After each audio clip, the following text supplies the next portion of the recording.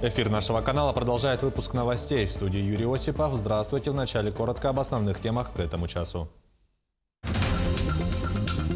Стали известны примерные сроки открытия ледовых переправ в республике. Первые планируется открыть уже в конце этого месяца. Главное событие в области архитектурной и градостроительной деятельности. В Москве проходит международный архитектурный фестиваль «Зодчество». Дань памяти. В Хангаласском Улусе состоялась торжественная церемония возложения цветов к памятнику первого президента Якутии Михаила Николаева.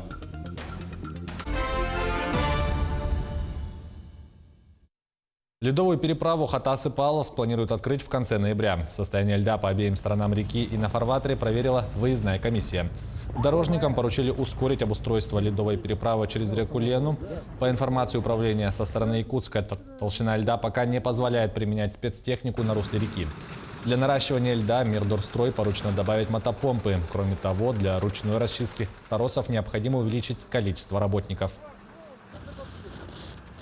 Тем временем возобновлена работа паромной переправы по маршруту Жатай-Техтур, сообщает Минтранс Якутии.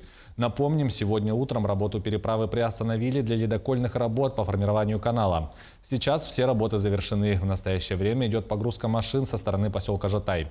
Рейсы будут осуществляться по мере заполнения паромов с учетом гидрологической обстановки. Вместимость баржебуксирного состава составляет 95-100 легковых либо 25 грузовых машин. В Якутии с 1 декабря планируется открытие движения машин до 4 тонн по ледовым переправам через реку Вилюй. На сегодняшний день идут подготовительные работы по наращиванию льда. Минимальная толщина льда на реке Вилюй под селом Кюндядя составляет порядка 12 сантиметров. Тем временем для открытия ледовой переправы требуется не менее 24. До официального открытия автозимников выезд машин на лед категорически запрещается. Сейчас дорожники ведут работу по обустройству ледовых переправ и подходов к ним. На въездах к ледовым переправам установлены запрещающие дорожные знаки и дежурные посты. Сейчас в данное время идет работа на морозко льда. У нас под село Кюндядя, километр 808, река Вилюй. У нас получается основное две полосы по 20 метров ширины и две резервных полос по 20 метров ширины тоже. Толщина льда составляет минимальная 12 сантиметров, максимальная 30. Ориентировочная дата открытия до 1 декабря федеральной автомобильной дороги Вилюй. На федеральном форуме «Цифровой Алмаз» зарегистрировано рекордное количество участников, свыше 2600. Из них более 300 прилетели из других регионов страны. Глава Якутии Айсен Николаев встретился с модераторами и спикерами «Цифрового Алмаза». Участники предложили наиболее актуальные темы для формирования резолюции форума. По его итогам заключены соглашения, важные для развития Якутии в цифровом пространстве и креативных индустриях. В рамках форума лидеры цифровой экономики страны и ведущие отраслевые эксперты принимали участие в обсуждениях по 4 трекам: цифровое и инновационное развитие, цифровой контент, безопасность и телекоммуникации, а также образовательные технологии. Я бы отметил предложение по публичному размещению акций. У нас в стратегическом указе о развитии креативной экономики от 27 апреля текущего года одна из задач – это вывести 3 технологические компании из Якутии на первичное размещение акций, так называемое IPO. К 2032 году. Это очень сложный процесс, глобальный. Чтобы к нам прийти, нам нужно применять различные финансовые инструменты, такие как облигации, такие как цифровые финансовые активы и так далее. Но это не просто про финансовую грамотность, которая сейчас, безусловно, важна. Это про умение инвестировать. Также на площадке Всероссийского форума состоялось пленарное заседание под названием «Создавая альтернативную инфраструктуру. Российские решения в глобальной IT-инфраструктуре в странах БРИКС». В его рамках обсудили стратегию IT-развития, вопросы кибербезопасности, а также внедрение цифровых технологий. Во время пленарного заседания состоялось торжественное вручение государственных стипендий первого президента республики Михаила Николаева. Интеллектуалы и юные исследователи, сподвижники культуры, науки и образования получили стипендии «Знанием победишь». Госнаграда призвана содействовать концентрации творческих сил, энергии и воли во имя будущего республики. Это стипендия дань уважения Михаила Ефимовича Николаева, потому что у него спектр интересов и в целом его деятельность была многогранна. И Михаил Ефимович создал Центр программы «Шаг в будущее», который вот уже больше 28 лет уже работает на развитии нашей республики. Ну и признавая его будущий вклад в программу «Шаг в будущее» не только в республике, но и в Российской Федерации, Центральный Совет в этом году присвоил имя головному нашему центру, имя Михаила Ефимовича Николаева. Важно помнить, что Михаил Ефимович, как он говорит, он любил свой народ, любил родную республику. И государственная стипендия, которая учреждена уже сейчас Алексеем Сергеевичем, это уже та стипендия, которая будет многих двигать на более такую развитие, работу с родной республикой. В Хангаласском Улусе состоялась торжественная церемония возложения цветов к памятнику первого президента Якутии Михаила Николаева. В этот день, 87 лет назад, на свет появился человек, оставивший неизгладимый след в истории республики. У его памятника в городе Покровске собрались представители республиканской и муниципальной властей, друзья и соратники Михаила Николаева, а также неравнодушные граждане, желающие почтить память великого земляка. Символично, что в день его рождения в республике также отмечается День инноваций, что подчеркивает стремление народа Саха продолжать дело Михаила Николаева.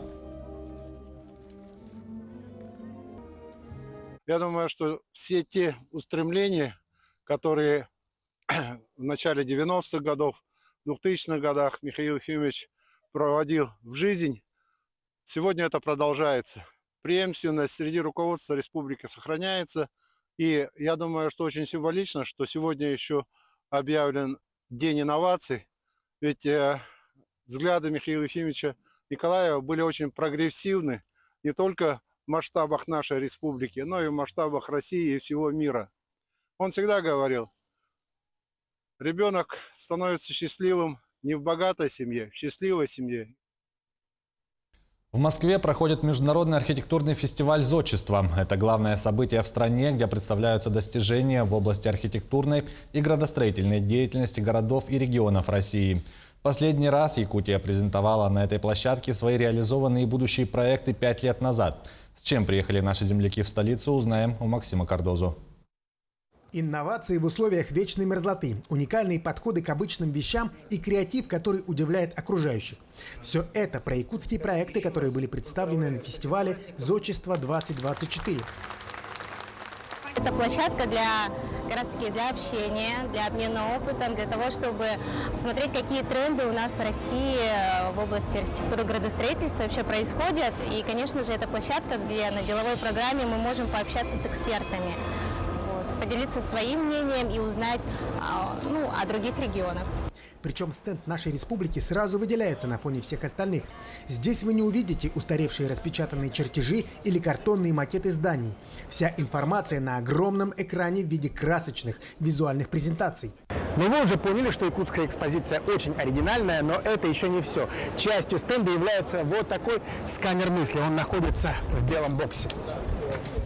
Каждый желающий может сюда зайти для того, чтобы записать на камеру свои мысли, с чем или с кем у него ассоциируется Якутия. В конце эти ролики объединят в один и покажут на закрытии фестиваля.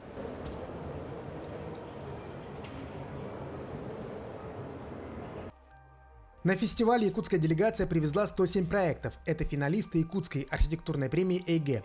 В списке лучшие построенные за последние несколько лет жилые комплексы, общественные пространства, социальные объекты.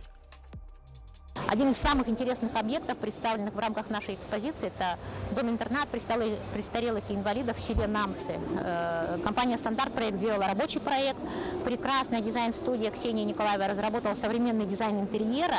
И это не просто проект, это отношение республики к старшему поколению, потому что таких объектов в России практически нет. Дом престарелых в современном формате. Также в рамках фестиваля прошла презентация мастер-плана Якутска. Эксперты увидели, как развивается самый большой город в мире на вечной мерзлоте и какие уникальные технологии используют строители при возведении современных жилых домов.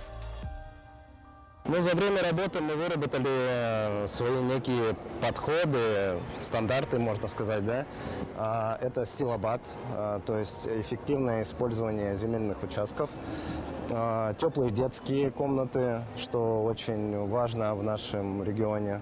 Также мы сейчас взяли для себя как вызов решение задачи расположения парковки в теле вечной мерзлоты на основе наших традиционных ледников. В рамках фестиваля проходит и конкурс. В некоторых номинациях представлены и якутяне. Итоги будут известны в конце недели. Максим Кардозу, Айтал Байтунов, Москва. В этот день во многих странах традиционно проходит акция «Белая ленточка», которая направлена на привлечение внимания широкой общественности к проблемам инвалидов, защите их достоинства, прав и благополучия. Сегодня в Горном Улусе прошел региональный педагогический форум для ресурсных центров «Психолого-педагогическое сопровождение детей с ОВЗ и инвалидностью как условие качественного инклюзивного образования». В форуме приняли участие педагоги, психологи, логопеды с Хангаласского, Намского, Вилюйского районов и города Якутска. Врачи-неврологи дали родителям рекомендации по тревожным симптомам, связанным с учебой, и способы помочь ребенку учиться лучше. Для родителей очень актуальна тема нарушения развития детей. Сюда входит и нарушение речи, сюда входит и снижение школьной успеваемости. Также сейчас идут проблемы с поведением. Да? Поэтому вот эта проблема, она выходит за рамки медико-педагогической проблемы. В Намском Улусе прошло социально-культурное мероприятие, посвященное Международному дню слепых. В зале находились люди с ограниченными возможностями здоровья по зрению, а также те, кто их поддерживает. В Улусе инвалидов по зрению насчитывается 84 человека, из них 17 дети. О безопасности дорожного движения участникам мероприятия напомнили сотрудники госавтоинспекции. Подобные встречи уже стали традиционными. В рамках месячника оказали единовременную помощь инвалидам, в школах провели уроки доброты. Также при поддержке администрации Намского Улуса приобрели вспомогательные средства для слепых и слабовидящих. По программе «Доступная среда» муниципального образования Намский Улус, где мы приобрели для желающего обучаться по системе Брайля полный комплект. Есть у нас устройство с вибросигналом для стаканчиков, для посуды, нескользящая посуда, различные вот такие приспособления для инвалидов по зрению приобрели. Это очень хорошо, то, что муниципальный бюджет, хоть немножечко выделяет средства на наши программы и мероприятия. К этому часу это все новости. До встречи в эфире.